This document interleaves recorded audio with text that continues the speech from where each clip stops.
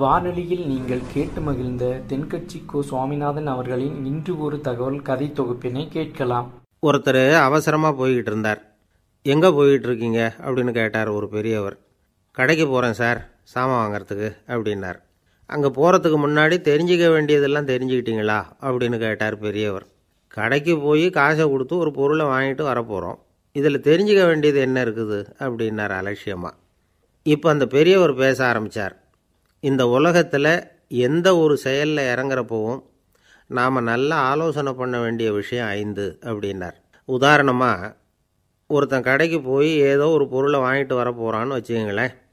அப்போ கூட அவன் 5 விஷயங்களை பற்றி தெரிஞ்சுக்க வேண்டியிருக்குது அப்படிங்கிறார் அவர். முதல்ல அந்த பொருள் எப்படிப்பட்டது அப்படிங்கிறத தெரிஞ்சுக்கணும். ரெண்டாவதாக தன்னை பற்றியும் தெரிஞ்சுக்கணும். அப்போ தான் அந்த பொருள் தனக்கு தேவையா இல்லையா அப்படிங்கிறத புரிஞ்சுக்க முடியும். மூணாவதாக தெரிஞ்சுக்க வேண்டியது ஒன்று இருக்குது. அது என்னென்னா, அந்த பொருளை அடையிறதுக்கு வழி என்ன அப்படிங்கிறத தெரிஞ்சுக்கணும். அதாவது எவ்வளவு பணம் கொடுத்தா அது கிடைக்கும், இது மாதிரியான விஷயங்கள். நாலாவதாக அந்த பொருளை அடையிறது மூலமாக நாம் அடையக்கூடிய பயன் என்ன அப்படிங்கிறதையும் உணரணும். அஞ்சாவது, அந்த பொருளை அடையிறதுல இருக்கக்கூடிய தடை எது அப்படிங்கிறதையும் நாம் தெரிஞ்சுக்கணும். பெரியவர் பேசுகிறது ஏதோ தத்துவம் மாதிரி தெரியுது இல்லையா? தத்துவம்தான். அதாவது இப்படி உலகியல் வாழ்க்கையில் சின்ன சின்ன விஷயங்கள்லேயே நாம் 5 விஷயங்களை தெரிஞ்சுக்க வேண்டியிருக்குது. அது ரொம்ப அவசியமாக இருக்குது. பேரின்ப நிலைன்னு சொல்கிறாங்கள்ல, அது மாதிரி பெரிய சமாச்சாரங்கள்லேயும் இந்த 5 விஷயங்களை நாம் தெரிஞ்சுக்க வேண்டியிருக்குது. அதுக்கு பேர் என்னன்னா அர்த்த பஞ்சகம். வைணவ சமயத்தில் அர்த்த பஞ்சகம்ங்கிறது ரொம்ப பெரிய விஷயம். கடைக்கு போகிறது மாதிரி கடவுளை பார்க்க போகிறப்பவும் நாம் 5 விஷயங்களை தெரிஞ்சுக்கணுமா. முதல்ல பரம்பொருள் அப்படிங்கிறது என்ன, அதோட தன்மைகள் என்ன, இதை தெரிஞ்சுக்கணும். இதுக்கு பேர் என்னென்னா பரமாத்ம ஸ்வரூபம் அப்படின்னு பேர். ரெண்டாவது, நாம் யார், நம்மோட தன்மை என்ன அப்படிங்கிறத தெரிஞ்சுக்கணும். நான் யாருன்னு எனக்கே தெரியலங்கிறப்போ இதை நான் சொல்கிறேன்னு இது என்னுடையதுன்னு சொல்கிறது தப்பு தானே. அப்புறம் மூணாவது விஷயம், பரம்பொருளை நாம் அடையிறதுக்கு வழி எது, இதை தெரிஞ்சுக்கணும். இது உபாய ஸ்வரூபம் அப்படின்னு பேர். நாலாவது விஷயம், நாம் அடைய வேண்டிய பயன்கள் என்ன அப்படிங்கிறத தெரிஞ்சுக்கிறது. இதுக்கு புருஷார்த்தம் அப்படின்னு பேர். அஞ்சாவது, அந்த பயனை அடைய விடாமல் தடுக்கிற தடைகள் யாவை அப்படிங்கிறத தெரிஞ்சுக்கிறது. இது விரோதி ஸ்வரூபம். இதைத்தான் தடையியல் அப்படின்னு சொல்கிறாங்க. அதாவது பரமாத்மாவை பற்றிய அறிவு, ஜீவாத்மாவை பற்றிய அறிவு, உபாயம் பற்றிய அறிவு, புருஷார்த்தம் பற்றிய அறிவு, இந்த 4 அறிவுக்கும் எதிரடையாக, அதாவது அதையெல்லாம் தப்பாக புரிஞ்சுக்கிறதால உண்டாகக்கூடிய அறிவு விரோதி ஸ்வரூபம். என்ன இது தகவலில் ஏதாவது கதை சொல்லுவீங்கன்னு பார்த்தா ஏதோ தத்துவம் பேசிகிட்டு இருக்கிறீங்களே அப்படின்னு நினைக்கலாம். இதுவும் தெரிஞ்சுக்க வேண்டிய ஒரு பெரிய விஷயந்தான். காதில் போட்டு வச்சா எப்போவாவது உபயோகப்படும். என்னுடைய நண்பர் ஒருத்தர் ஒரு நாள் என்கிட்ட சொன்னார், சார், அடுத்த மாதம் தஞ்சாவூரில் ஒரு கல்யாணம், போகிறதா வேண்டாமா அப்படின்னு ஒரே குழப்பமாக இருக்குது அப்படின்னார்.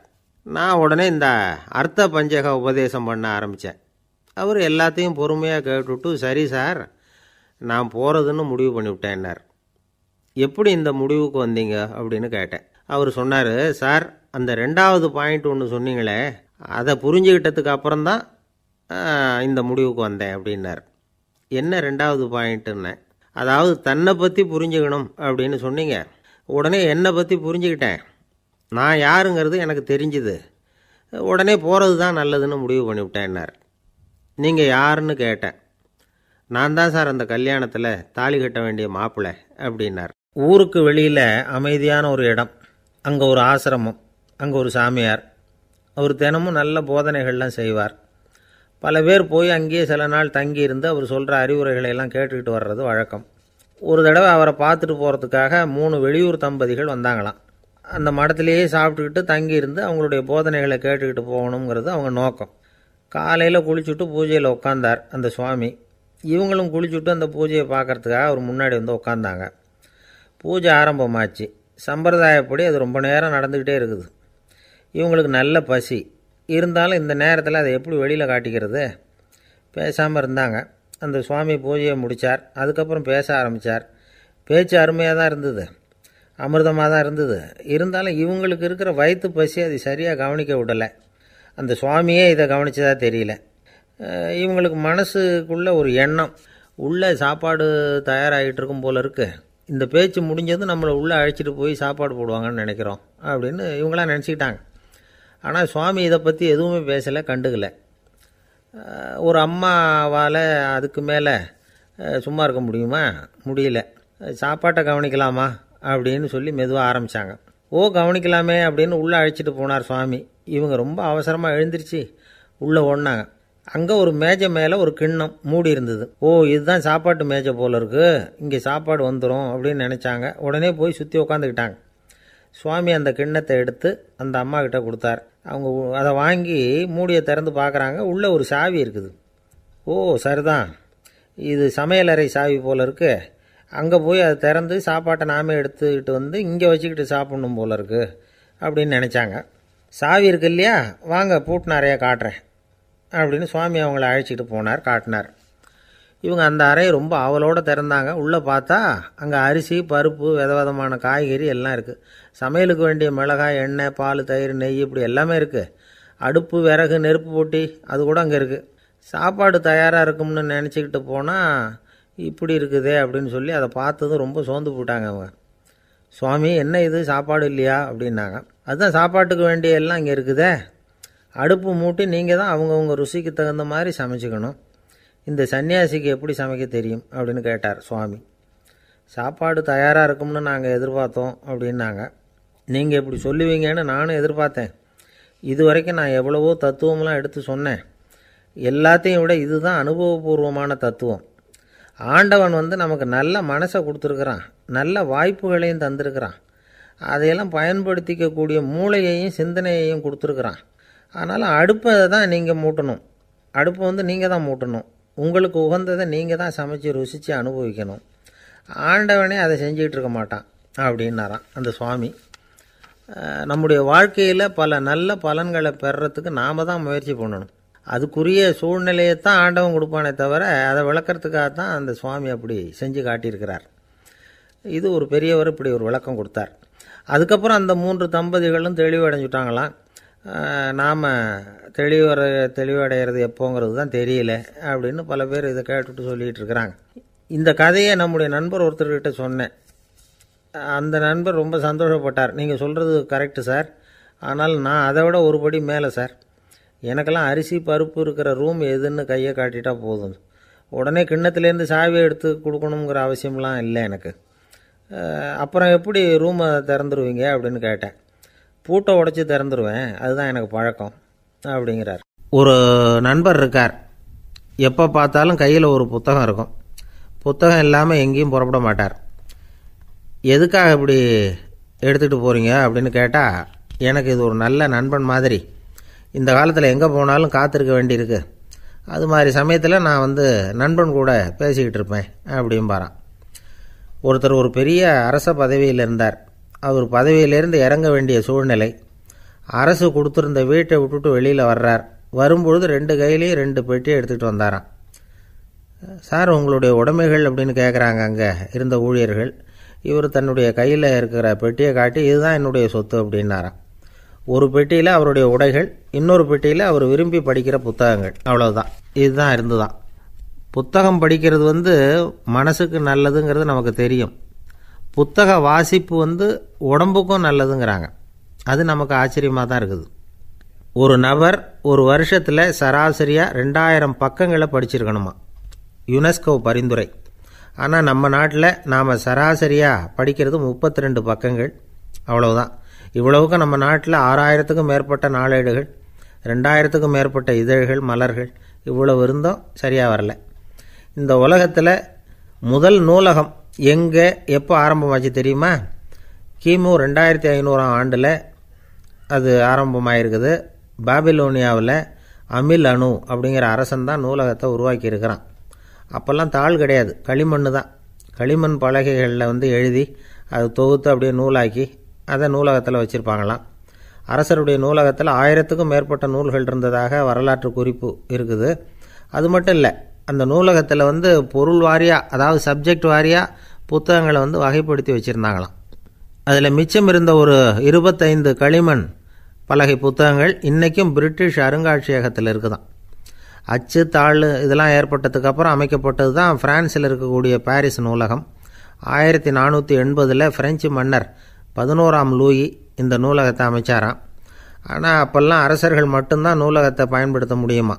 அதுக்கப்புறம் 17ஆம் நூற்றாண்டில் இந்த முறை மாறி பொதுமக்கள் அங்கே போகலாம், படிக்கலாம் அப்படிங்கிற நிலைமை வந்து தான் போட்லியன் நூலகம் அப்படின்னு அதுக்கு பேர் பாரிஸ் நகரத்தில் இருக்குது. அங்கே தான் நூல்களின் பட்டியல் தயாரிப்பு பணி ஆரம்பமாச்சு. கல்வி வளர்ச்சியையும் நூலகத்தையும் இணைச்சவர் வந்து நெப்போலியன் போனபார்ட். முன்பணம் செலுத்தி புத்தகத்தை படிக்கிற முறையையும் அவர் தான் கொண்டுகிட்டு வந்தாராம். மக்கள்கிட்ட வசூலிக்கிற வரியின் ஒரு பகுதியை நூலகத்துக்கு பயன்படுத்தினவரும் அவர் தானா. நெப்போலியன் நூலகத்தில் உலகத்தில் உள்ள எல்லா மொழி நூல்களும் இருக்குதான். அங்கே ஒரு தமிழ் நூலும் இருந்திருக்குது. அது என்னென்னா கம்பராமாயணம். சோவியத் யூனியனுக்கு படையெடுத்து போனப்போ அங்கேருந்து லட்சக்கணக்கான புத்தகங்களை இந்த பனிச்சறுக்கு வாகனங்கள் இருக்குல்ல அதில் கொண்டுகிட்டு வந்ததாக வரலாறு. அடுத்தபடியாக குறிப்பிட்டு சொல்லத்தக்க நூலகம் எதுன்னா பிரிட்டிஷ் நூலகம். மிக பழைய கையெட்டு பிரதியெல்லாம் கூட அங்கே இருக்குது. 1753 ஆரம்பமாச்சு. அதில் உள்ள நூல்களை வந்து வரிசையாக அடுக்கினா 180 கிலோமீட்டர் நீளத்துக்கு வருமா. மிகப்பெரிய நூலகம் அமெரிக்க தலைநகர் வாஷிங்டனில் இருக்குதான். இந்தியாவை பொறுத்த வரைக்கும் பெரிய பழைய நூலகம் எதுன்னா கல்கத்தா நூலகம். எல்லா இந்திய மொழி நூல்களும் இங்கே உண்டு. மகாகவி பாரதியார் நடத்தின இந்தியாங்கிற இதழின் எல்லா பிரதிகளும் அங்கே பாதுகாப்பாக இருக்குது. படிக்கும் பழக்கம் வந்து இங்கே வளர வேண்டியிருக்குது. ஒருத்தர்கிட்ட ஒரு புஸ்தகத்தை கொடுத்து விமர்சனம் எழுத சொல்லியிருந்தாங்க.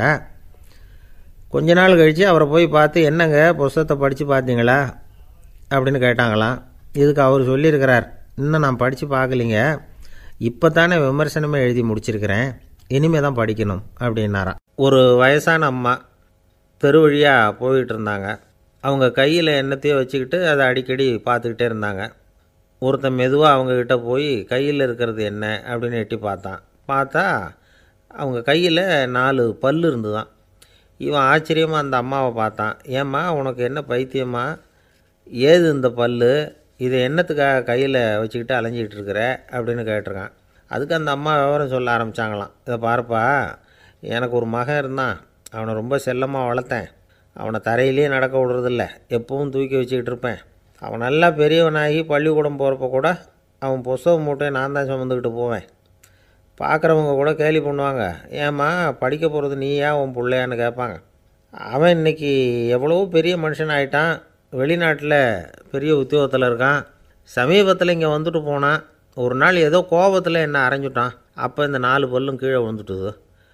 இன்னமும் கூட விழுந்திருக்கும், ஆனால் பல்லு தான் இல்லை. என் புள்ள அரைஞ்சதுனால விழுந்த பல்லு இல்லையா அது, அதனால் இதை எப்பவும் என் கையிலேயே வச்சுக்கிட்டு ஆசையோடு பார்த்துக்கிட்டு இருக்கிறேன். அவன் தான் வெளிநாட்டுக்கு போட்டான், அவனை பார்க்க முடியாத ஏக்கத்தை நான் இந்த பல்லை பார்த்து போக்கிக்கிறேன் அப்படின்னு நாங்களாம் அந்த அம்மா. இந்த கதை எதுக்காகன்னா, தாய் அன்பு அப்படிங்கிறது எப்படிப்பட்டதுங்கிறத புரிஞ்சுக்கிறதுக்காக. கல்யாணம் ஆனதுக்கப்புறம் தாயை மறந்து விடுறவங்க எத்தனை பேர் இந்த உலகத்தில், அவங்க காதில் விழணுங்கிறதுக்காக தான் இந்த தகவல். ஆனால் ஒரு விஷயம் மட்டும் நல்லா புரிஞ்சுக்கணும், தாயை மதிக்க தெரிஞ்சவங்க தான் இன்றைக்கி வந்து வாழ்க்கையில் எல்லா விதத்துலேயும் முன்னுக்கு வந்திருக்கிறாங்க. வேணும்னா விசாரித்து பார்த்துக்குங்க. இன்னொரு அம்மா இருந்தாங்க. அவங்க தினமும் ஒரு கோயிலுக்கு வருவாங்க. சாமியை பார்த்து, கடவுளே நான் இறந்து போனால் நரகத்துக்கு போகணும் அப்படின்னு வேண்டிக்குவாங்களாம். எல்லோரும் சொர்க்கத்துக்கு போகணும்னு தானே கடவுள்கிட்ட வேண்டிக்குவாங்க. இந்த அம்மா தினம் வந்து நான் நரகத்துக்கு போகணும் அப்படின்னு வேண்டிக்கிறாங்க. அங்கே இருந்த அர்ச்சகருக்கு இது சந்தேகம். ஒரு நாள் அதை நேரடியாகவே அவங்கக்கிட்ட கேட்டுவிட்டார். அதுக்கு அந்த அம்மா பதில் சொன்னாங்களாம், ஐயா எனக்கு கல்யாணம் ஆகி ரொம்ப நாள் வரைக்கும் குழந்தை பாக்கியம் இல்லாமல் இருந்தது. கோயில் குளம் எல்லாம் சுற்றி வந்தேன். ரொம்ப நாள் கழித்து ஒரு குழந்தை பிறந்தது, ஆண் குழந்தை. அவனை நான் ரொம்ப செல்லம் கொடுத்து வளர்த்தேன். அதோட விளைவு என்ன ஆச்சுன்னா, அவன் ரொம்ப மோசமாக ஆகிட்டான். கெட்ட பழக்க வழக்கம்லாம் கற்றுக்கிட்டான். அவன் இறந்து போனால் நிச்சயம் அவனுக்கு நரகம்தான் கிடைக்கும். அந்த அளவுக்கு கெட்டவன் அவன். அப்படிப்பட்ட காரியங்கள்லாம் பண்ணிகிட்ருக்கான், எனக்கு தெரியும். இவனுக்காக நரகத்தில் கூட யாரும் தயவு காட்ட மாட்டாங்க, தாட்சண்யம் காட்ட மாட்டாங்க. அதனால் இவனுக்கு முந்தி நான் இறந்து நரகத்துக்கு போயிட்டா அங்கே இவனை கவனிச்சிக்கலாமே, இவனுக்கு பணிவிடை செய்யலாமேன்னு பார்க்குறேன் அப்படின்னு நாங்களாம். அதனால தான் நான் நரகத்துக்கு போகணும்னு தினம் ஆண்டவனை வேண்டிகிட்டு இருக்கிறேன் அப்படின்னு கண்கலங்கி அந்த அம்மா சொன்னாங்களாம். அதுதான் தாய் உள்ளம்ங்கிறது. தாயின் பெருமையை வந்து சரியாக உணர்ந்துட்டா அவங்களுக்கு எப்பவும் எந்த கஷ்டமும் வராது. இது ஏதோ உபதேசத்துக்காக சொல்கிற வார்த்தை இல்லை, உண்மையான வார்த்தை. இந்த விவரத்தையெல்லாம் நண்பர் ஒருத்தர்கிட்ட சொல்லிக்கிட்டு இருந்தேன். அவர் கொஞ்ச நாள் கழித்து என்னை தேடி வந்தார். அவர் கையிலேயும் 4 பல் வச்சுருந்தார். என்னங்க ஆச்சு, ஏதுங்க இந்த பல் அப்படின்னு விசாரித்தோம். உங்கள் உபதேசத்தை கேட்டுவிட்டு இந்த உலகத்தில் எல்லாரையும் தாயாக நினைக்க ஆரம்பிச்சிட்டேன். ஒரு அம்மாவை கடத்தரில் பார்த்து தாயேன்னு கூப்பிட்டேன். அவங்க உடனே பலார்னு என்னை அரைஞ்சிட்டாங்க. பல் விழுந்துட்டுது. அதை தான் பொறுக்கி எடுத்துக்கிட்டு நேராக உங்களை தேடி வந்துக்கிட்டு இருக்கிறேன்னார். தாயேன்னு தானே கூப்பிட்டீங்க, அதுக்கு ஏன் அரைஞ்சாங்க அப்படின்னு கேட்டோம். நான் தாயேன்னு கூப்பிட்டது அவங்க காதில் நாயேன்னு விழுந்துட்டு தான், அதுதான் இப்படி ஆயிட்டுது அப்படின்னார். இயேசுநாதர்கிட்ட ஒருத்தர் வந்து கேட்டாராம், இயேசுவே என்னை எவ்வளவு நேசிக்கிறீர்கள் அப்படின்னு. அவர் தன்னுடைய 2 கைகளையும் அகல விரித்து இவ்வளவு என்று சொல்லி சிலுவையில் உயிர் நீத்தார் அப்படின்னு சொல்லுவாங்க. அதாவது அந்த நேசிப்புக்கு எல்லை கிடையாது, அதே போல் மன்னிப்புக்கும் எல்லை கிடையாது. இது இயேசுநாதர் சொல்லி கொடுத்த ஒரு பாடம். இயேசுனுடைய சீடர்களில் ஒருத்தன் பீட்டர், அவன் ஒரு நாள் இயேசுநாதர்கிட்ட கேட்டிருக்கான், இயேசுவே நான் வந்து என்னுடைய தம்பிக்கிட்ட அடிக்கடி சண்டை போட்டுக்கிட்டு இருக்கிறேன், என்னுடைய சகோதரன் கூட, அவனை நான் எத்தனை தடவை மன்னிக்கிறது? ஏற்கனவே 7 தடவை அவனை மன்னிச்சுட்டேன் அப்படின்னு சொல்லியிருக்கிறான். அப்போது இயேசு சொன்னாராம், மன்னிக்கிறதுக்கு எத்தனை தடவைங்கிற கணக்கெல்லாம் கிடையாது. எத்தனை தடவை உன்னுடைய சகோதரன் உன்னை கோபப்படுத்துகிறானோ அத்தனை தடவை நீ மன்னிக்கிறதுக்கும் தயாராக இருக்கணும், அதுதான் அப்படின்னு சொன்னாராம். அப்போ இவனுக்கு ஒன்றும் புரியல, இது என்ன அவன் தப்பு பண்ணிக்கிட்டே இருப்பான், நாம் மன்னிச்சுக்கிட்டே இருக்கிறதா அப்படிங்கிறது மாதிரி குழப்பமாக இருந்திருக்கிறான். அப்போது இயேசுநாதர் தன்னுடைய சீடன் பீட்டர்கிட்ட ஒரு கதை சொன்னாராம். அந்த கதை இன்றைக்கு நாம் வந்து எல்லாரும் சிந்தித்து பார்க்க வேண்டிய ஒரு கதை. அதாவது மன்னிப்பை விரும்புகிறவர்கள் மன்னிக்கவும் தயாராக இருக்க வேண்டும் அப்படிங்கிறது தான் அந்த கதையினுடைய தத்துவம். அந்த இயேசுநாதர் சொன்ன கதை என்னென்னா, ஒரு மன்னர் இருந்தார். அவர் ஒரு நாள் அரண்மனையில் உட்காந்து கணக்கு வழக்குகள்லாம் பார்த்துக்கிட்டு இருந்தார். நம்ம அரண்மனையிலேருந்து யார் யார் அரசாங்க கடன் வாங்கியிருக்கிறாங்க, யார் யார் திருப்பி செலுத்தியிருக்கிறாங்க அப்படிங்கிற விவரத்தையெல்லாம் பார்த்துக்கிட்டு இருந்தார். அப்போ தான் புரிஞ்சுது, அந்த அரண்மனையில் வேலை செய்கிற ஒருத்தனே அரசாங்க கடன் ஒரு வாங்கியிருக்கிறான். எவ்வளவு? 10,000 பொற்காசுகள் வாங்கியிருக்கான் கடன். இந்த 10,000 பொற்காசுகளை திருப்பி செலுத்தலை அரசாங்கத்துக்கு. இது மன்னர் கவனத்துக்கு வந்தது. உடனே நம்ம அரண்மனையில் இருக்கிறவனே அரசு கடன் வாங்கி திருப்பி செலுத்தாமல் இருக்கான், அவனை கூப்பிட்டு வாங்கன்னு சொல்லி கூப்பிட்டுட்டு வந்தாங்களாம். விசாரிச்சிருக்கிறாங்க, என்னப்பா நீ எவ்வளோ ஒன்று? ஆமாங்க 10,000 பொற்காசுகள் வாங்கியிருக்கிறேன், இன்னும் திருப்பி கட்டலைன்றிருக்கான்.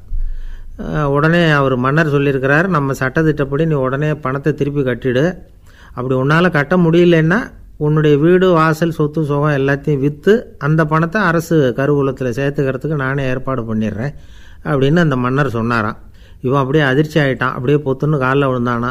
மன்னா என்னை மன்னிச்சுங்க, என்னால் முடியல, எனக்கு மன்னிப்பு கொடுங்க அப்படின்ட்டுருக்கான். உடனே அவர் எழுந்திரிச்சு, சரி நீ மன்னிப்பு கேட்டுவிட்ட, அதனால் உன்னை மன்னிக்கிறேன், நீ பணம் கட்ட வேண்டாம் அப்படின்னு சொல்லி அந்த மன்னர் அவனை விட்டுட்டாராம். பணத்தையும் தள்ளுபடி போட்டார், நீ திருப்பி கட்ட வேண்டான்னு. இவனுக்கு ரொம்ப மகிழ்ச்சி, அதனால் ரொம்ப உல்லாசமாக வந்துக்கிட்டு இருக்கிறான். தெருவில் வந்துக்கிட்டு இருக்கிறப்ப இவங்கிட்ட கடன் வாங்கின ஒருத்தன் எதுக்கு வந்துக்கிட்டு இருக்கான். அவன் இவங்கிட்ட ஒரு 100 பொற்காசுகள் கடன் வாங்கியிருக்கான். அவன் வந்தான், இவன் போய் அவன் சாட்டையாக பிடிச்சிக்கிட்டான், நீ எப்படா என் கடனை திருப்பி கொடுக்க போகிறேன்னு. அவன் இப்போ முடியல, கொஞ்சம் பொறுத்துக்கா, அப்புறம் தரேன் இருக்கான். அதெல்லாம் முடியாது, நீ கொடுத்து தான் ஆகணும் அப்படின்னு இவன் புடிவமாக சொல்கிறான்.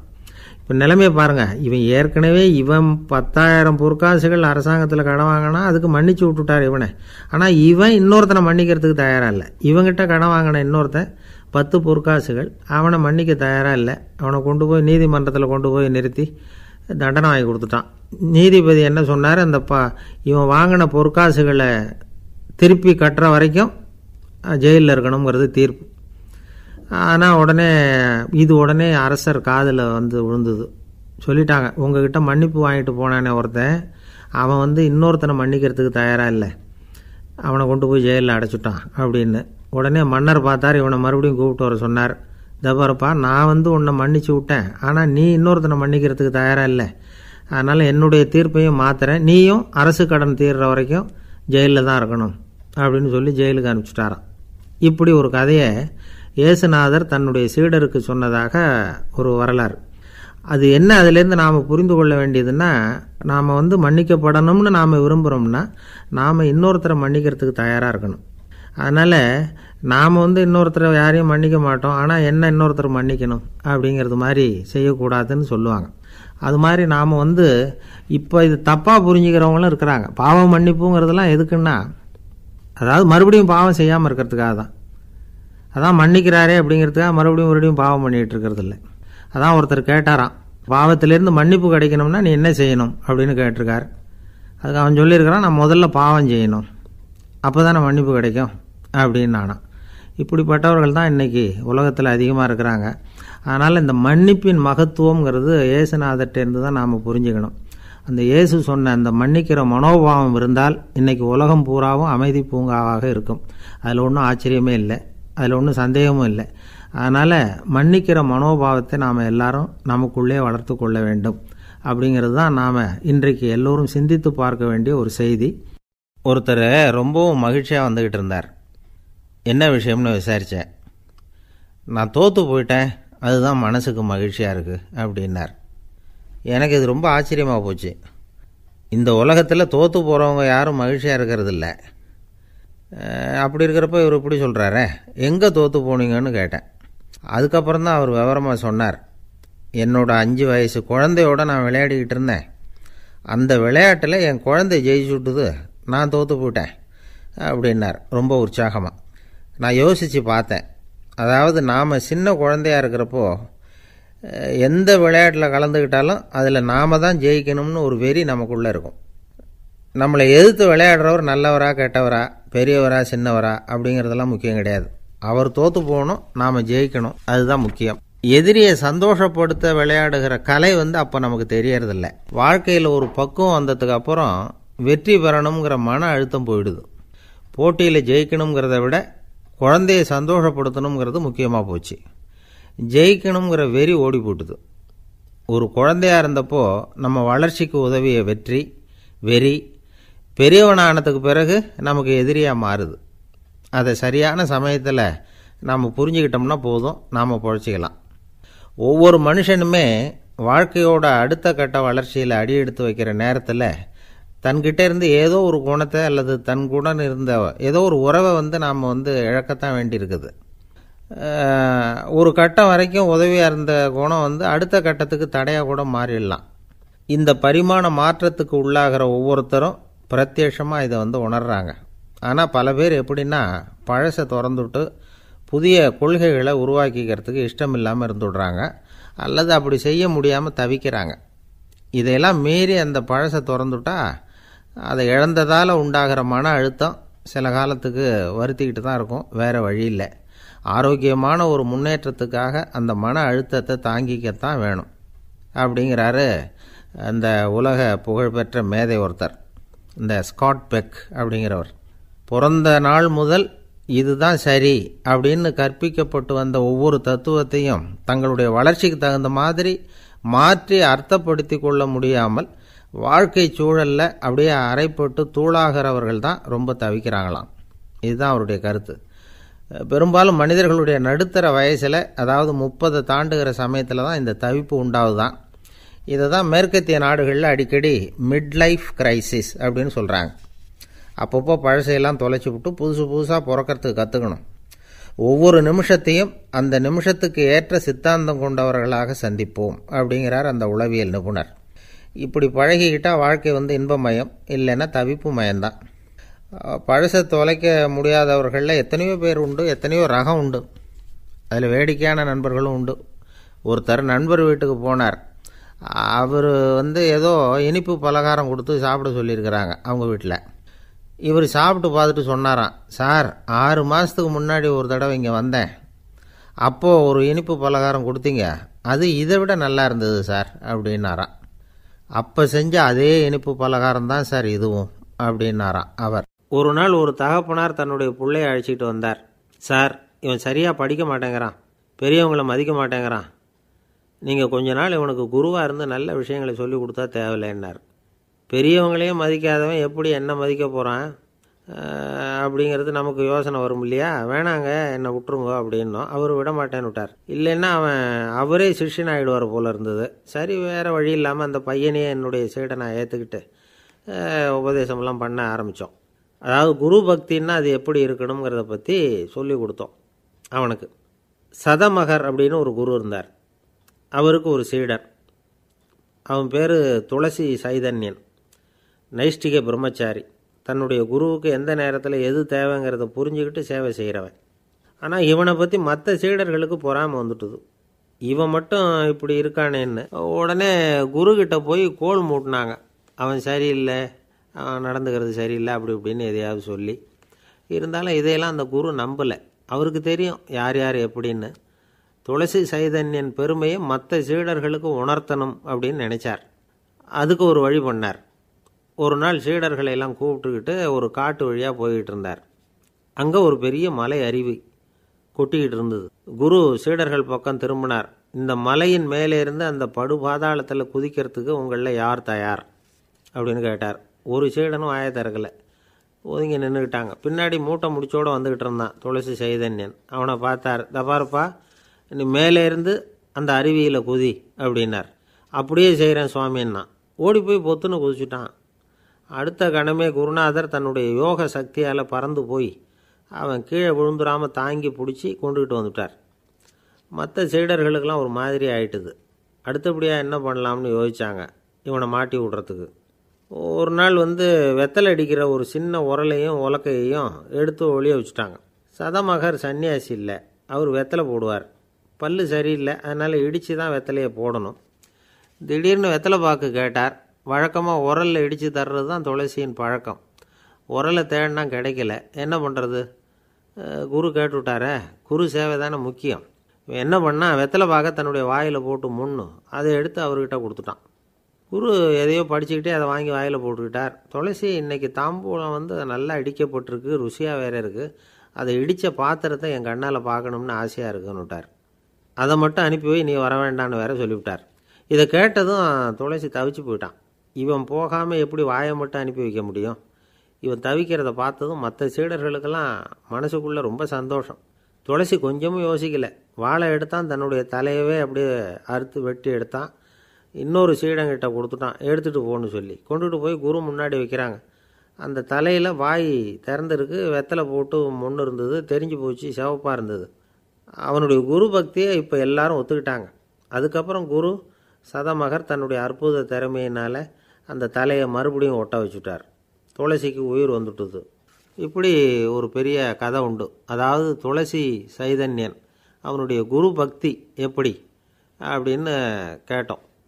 ரொம்ப அபாரம் அப்படின்னு அந்த பையன் அடக்கமாக, சும்மா விளையாட்டுக்காக தான் அப்படி அவங்ககிட்ட கேட்டோம். ஏன்பா உன்னுடைய குரு பக்தியை என்கிட்ட காட்டுறதுக்கு உன்னோட கழுத்தை நீயே அறுக்கணும்னு நான் சொன்னான், அதை நீ செய்வியா அப்படின்னு கேட்டோம். என்னுடைய கழுத்தை நானே அறுக்க வேண்டிய அவசியம் இல்லை சார் அப்படின்னா அவன். ஏண்டான்னு, அதே காரியத்தை தான் இனிமேல் நீங்கள் தினமும் செய்ய போகிறீங்களே சார் அப்படிங்கிறான். ஐயா, என்னுடைய நூல் வெளியீட்டு விழாவுக்கு அவசியம் நீங்கள் வரணும் அப்படின்னு கூப்பிட்டார் ஒருத்தர். எப்போ வரணும்னு கேட்டேன். அடுத்த வாரம்னார். சரி, புத்தகம் தயாராகிட்டுதா அப்படின்னு. நாளைக்கு தான் அச்சிக்க கொடுக்க போகிறேன்னார். என்னங்க இது, புத்தகம் அச்சிடுறதுக்கு முன்னாடியே அழைப்புதழை அச்சடிச்சுப்பிட்டீங்களே அப்படின்னு கேட்டேன். அதனால் என்னங்க, அந்த காலம் மாதிரியா போடலாம், அச்சுக்கலை எவ்வளவோ முன்னேறியாச்சுங்க. Linotype, monotype, phototype, laser, இப்படி என்னென்னமோ வந்தாச்சு. இன்றைக்கி கொடுத்தா நாளைக்கே புத்தகம் தயார் அப்படின்னார். இப்படி இந்த அளவுக்கு முன்னேறி இருக்கிற இந்த அச்சுக்கலை ஆரம்பத்தில் எப்படி இருந்தது தெரியுமா? அந்த காலத்தில் காகிதம்னா என்னென்னே தெரியாது. அப்படி ஒன்று கண்டுபிடிக்கப்படவே இல்லை. அப்போல்லாம் எதையாவது ஒன்று எழுதணும்னா அதுக்கு ஆட்டு தோலை தான் பயன்படுத்தி இருக்கிறாங்க. கண்ணுக்குட்டி தோல் கூட அதுக்கு உபயோகப்பட்டு தான். ஐரோப்பாவில் இருந்த பாதிரியார்கள் தோலில் எழுதப்பட்ட புத்தகத்தை தயாரிக்கிறதுல ரொம்ப கெட்டிக்காரங்களாம். எகிப்து, அப்புறம் மத்திய தரைக்கடல் ஓரத்தில் உள்ள நாடுகள், இங்கெல்லாம் தோல் தான் எழுது பொருளாக பயன்பட்டு வந்திருக்குது. ஆனால் நம்ம நாட்டில் ஓலைச்சுவடிகளை எழுத்துக்கு பயன்படுத்தி இருக்கிறாங்க. எழுதுறதுக்கு தோலை பயன்படுத்தினவங்க பிறகு பேப்பரைஸ் அப்படிங்கிற கோரை புல்லை அதுக்கு பயன்படுத்தினாங்களாம். இதெல்லாம் அப்படி கொஞ்சம் கொஞ்சமாக கண்டுபிடிச்சிட்டு வந்திருக்கிறாங்க. அந்த புல்லை கச்சிதமாக நறுக்க வேண்டியது, நல்லா பதப்படுத்த வேண்டியது, அதுக்கப்புறம் அதில் எழுத வேண்டியது, அவ்வளவுதான். பேப்பருங்கிற சொல்லே இந்த பேப்பைரஸ் அப்படிங்கிறதுலேருந்து வந்தது தான். அதுக்கப்புறம் தான் காகிதம் வந்தது. இதை முதல்ல சீன நாட்டில் தான் கண்டுபிடிச்சாங்க. அது வந்த பிறகு அச்சு எந்திரம் கண்டுபிடிக்க வேண்டிய அவசியம் ஏற்பட்டது. அதை கண்டுபிடிச்சவர் ஜெர்மானிய அறிவியல் அறிஞர் ஜான் கூட்டன்பர்க். அச்சுக்கலைக்கு அடித்தளம் அமைச்சவர் அவர் தான். ஜெர்மனியில் மெயின்ஸ் அப்படிங்கிற ஊரில் 1399 பிறந்தார். அவரோட மாமன் ஒருத்தர் உலோக வேலையில் வல்லவர். அவர்கிட்ட அந்த வேலையை கற்றுக்கிட்டார். அதோட வைரக்கற்களை பட்டை தீட்டுறதுலேயும் ரொம்ப தேர்ச்சி பெற்றிருந்தார். இளம் வயசுலேயே சும்மா இருக்க மாட்டாராம். எதை செஞ்சாலும் அதை திறமையாக செய்வாராம். அவர் தான் முதல்ல மர அச்சு எழுத்துக்களை உருவாக்கினார். அது மேலே மை தடவி பிரதிகள் எடுத்தார். அதுக்கப்புறம் உலோக எழுத்துக்கள், முதல்ல காரியம், அப்புறம் இரும்பு, அப்புறம் கலப்பு உலோகம், பிறகு அச்சடிக்கிறதுக்கு எந்திரம் ஒன்றையும் உருவாக்கினார். முதல்ல பைபிள் அச்சடித்தார். 1468 அவர் இறந்து போனார். 16ஆம் நூற்றாண்டில் மேலை நாடுகளிலிருந்து மர எழுத்துக்களை கொண்டுகிட்டு தமிழ்நாட்டில் கிறிஸ்தவ நூல்களை அச்சிட்டாங்க. அப்போல்லாம் அச்சகங்கள் போதிய அளவுக்கு இங்கே இல்லை. அதுக்கு என்ன காரணம்னா, இந்தியர்கள் அச்சகங்களை நடத்தக்கூடாது அப்படின்னு சட்டம். 1835 வரைக்கும் அந்த சட்டம் நடைமுறையில் இருந்தது. இந்த நிலைமையில் அங்கேயும் இங்கேயுமா 1-2 அச்சகங்கள் ஆரம்பமாச்சு. 1713 தரங்கம்பாடியில் லூத்தரன் மிஷன் அச்சகம், அதே ஆண்டில் சென்னையில் எஸ்பிசிகே அச்சகம். இது ரெண்டும் தான் இந்தியாவில் முதல்ல தொடங்கப்பட்ட அச்சகங்கள். ஆட்டுத்தோல்லையும் ஓலைச்சுவடியிலையும் எழுதப்பட்ட எழுத்துக்கள் இன்றைக்கி எங்கேயோ போயிட்டுது. ஆனால் நம்ம ஊரில் எழுத்தாளர்கள் நிலைமை தான் ஒன்றும் சொல்லிக்கிறது மாதிரி இல்லை. நம்ம ஆள் ஒருத்தர் சொன்னார், சார், நான் சொந்தத்தில் ஒரு அச்சாபீஸ் வச்சுருந்தேன், இப்போவும் வச்சுருக்கிறேன். அதனால் என்னுடைய படைப்புகளை புத்தகமாக வெளியிடுறதில் எனக்கு ஒன்றும் கஷ்டம் இல்லை. வருஷத்துக்கு ஒரு புத்தகம் எழுதி வெளியிட்டுருவேன். 15 வருஷமாக இலக்கிய உலகத்துக்கு இப்படி சேவை செஞ்சுக்கிட்டு வர்றேன். ஆனால் இந்த வருஷம்தான் வாசகர்கள் எனக்கு